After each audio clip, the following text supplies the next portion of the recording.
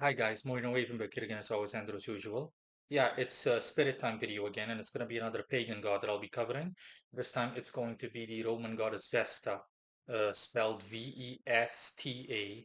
Now, before I continue, anything of interest and or that I'm referencing in this video, you can find it either at the end screen of this video or linked in the description below, more the former than the latter.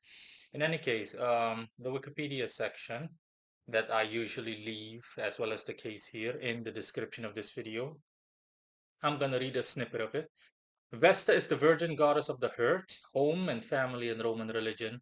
She was rarely depicted in human form and was more often represented by the fire of her temple in the Forum Romanum. Entry to her temple was permitted only to her priestesses, the Vestal Virgins, and those of you might have heard of the Vestal Virgins. And a hearth, I don't know if I'm pronouncing it correctly, hearth or heart. It simply stands for a fireplace where you have like a cauldron and or similar, the likes of which you saw back in the day in old movies. I mean, in movies depicting what life was like back then. You know what I'm talking about. Their virginity was deemed essential to Rome's survival. If found guilty of inchastity, they were buried or entombed alive. As Vesta was considered the guardian of the Roman people, her festival, the Vestalia, between the 7th and the 15th of June, or from the 7th until the 15th, was regarded as one of the most important Roman holidays. During the Vestalia, privileged matrons walked barefoot through the city to the temple where they presented food offerings. Such was Vesta's importance to Roman religion that following the rise of Christianity, hers was one of the last non-Christian cults still active until it was forcibly disbanded by the Christian Emperor Theodosius in AD 391. Yeah, so yeah, you might have heard of Vestal Virgins and whatnot and so on. I have, obviously. Now, let me start off by saying that Vesta, in terms of her attributes, Vesta can do the things, generally speaking, let's just say 90%. She can do the things that are attributed to her in the Wikipedia section. So the things that she was generally speaking worshipped for and or was attributed to her or were attributed, yeah, she can help out a practitioner with that. Now, there is also the second paragraph that I did not read, also mentions that her Greek equivalent is Hestia. Hestia is a Greek goddess that is similar in persona and or personality. Now, I asked Vesta, and Vesta told me that yeah, they're the same, but not literally. They're essentially in a general tone of voice the same. So they're two sides of the same coin, and Vesta is influenced by Hestia rather than the other way around. So that again makes sense because essentially the Romans took from the Greeks Hestia and turned it into Vesta, crudely put, purely in a manner of speaking. But they're not one and the same in terms of spirit and or entity. No, they're two sides of the same coin because Vesta was like, Hestia, can you please come over here? And just goes on. And I saw the differences in personality. They're still quite different. Vesta is more relaxed and calm and cool and nurturing and maternal and whatnot. Just overall charming. And Hestia is more rambunctious. She's more like she has more of a kick to her. Okay, she can have a hypothetically speaking a fiery personality, purely hypothetically speaking. Now, in terms of what Vesta looks like, it's like the thumbnail of this video. Again, the general appearances that you'll find of Vesta. That's what she looks like. Like a beautiful Romanesque looking woman that has like flowers around her and stuff like that. And she writes, oh, she was wearing a toga. She he also started writing something in some kind of manuscript that she had on her, exactly as depicted in the thumbnail image of this video. In terms of Vesta's alignment and her properties and her attributes, unsurprisingly, Vesta is Venusian.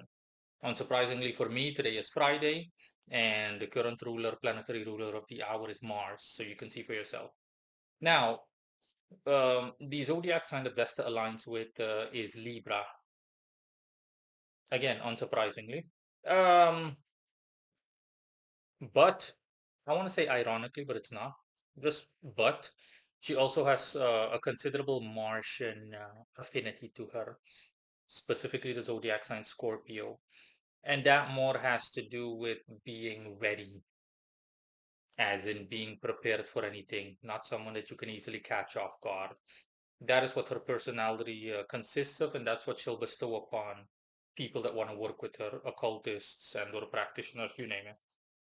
Obviously, based on everything I've said, Vesta would be more Vesta would be more influential or she would be more practical to work with for women compared to men.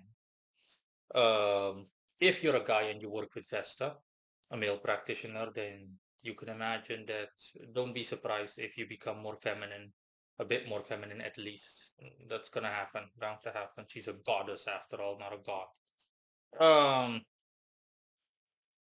now, again, those are the things. If you are a woman, for example, you work with Vesta, Vesta will make you more beautiful, more attractive, more charming. She'll bestow essentially her personality upon you, unless you have some deviations regarding your reasons for working with her and what you petition her for. So the things you want from her as a human V spirit interaction in terms of your occult practice. Um, there is also sexual prowess in there. Vesta also has sexual affinity to her, but of course that is more kept. It's more kept under wraps, so to speak. So she'll also bestow that upon you, essentially, bluntly put, make you a freak between the sheets. So a woman that can handle herself, both in general as well as in the bedroom. Um, again, the whole Scorpio influence and all. And for the rest, like I said, she'll also make you not only charming and witty and suave, but at the same time, you'll also be able to handle yourself as a woman. You'll be able to take care of yourself and uh, not be seen as or portrayed as weak in any way, shape, and or form. It's the whole concept of don't confuse my kindness for weakness or my kind demeanor for weakness. Um,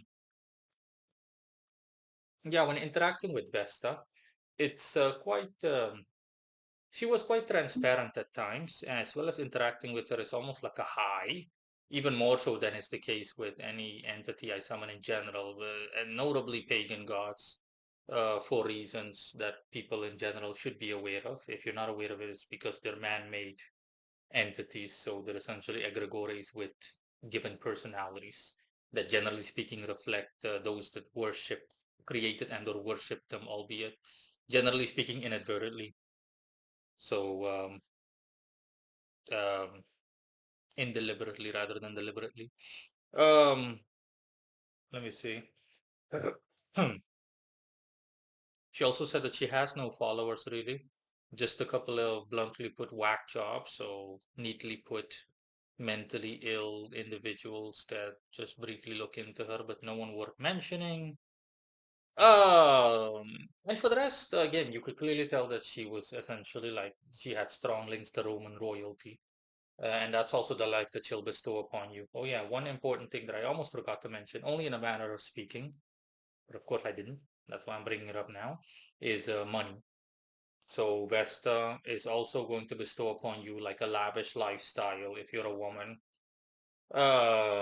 Crudely put, Vesta was simply, or just plainly put, Vesta was especially um, fond of, or people that worship Vesta was usually the Roman nobility.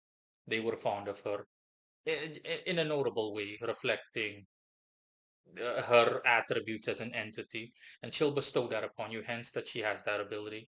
So you'll essentially become like a wealthy noblewoman or a nobleman and whatnot. But of course, converted to today's standards, if you lived back then you would be a typical like beautiful Roman elitist, spared from the majority of inconveniences that the average Roman individual had to deal with. That was either like lower class or middle class, eating grapes and just sitting in a nice chair and whatnot. She did all of that while I was interacting with her. I was like, okay, okay. Um, um, So yeah, generally speaking, the things that you see depicted in pop media, not all of them are correct, obviously, but generally speaking, some, I want to say most of them are still correct, albeit in a more generalized manner. Um, Again, sorry, let me see. Anything that I might have overlooked. I don't want to overlook anything. Uh, oh yeah, last but not least, before I go, Vesta, she was also her temple was contained the sacred flame. For the Romans, it was like as long as that flame did not go out, they had a thing where as long, if I recall correctly, where if that thing did not go out, as long as that flame did not go out, then nothing bad would happen to Rome.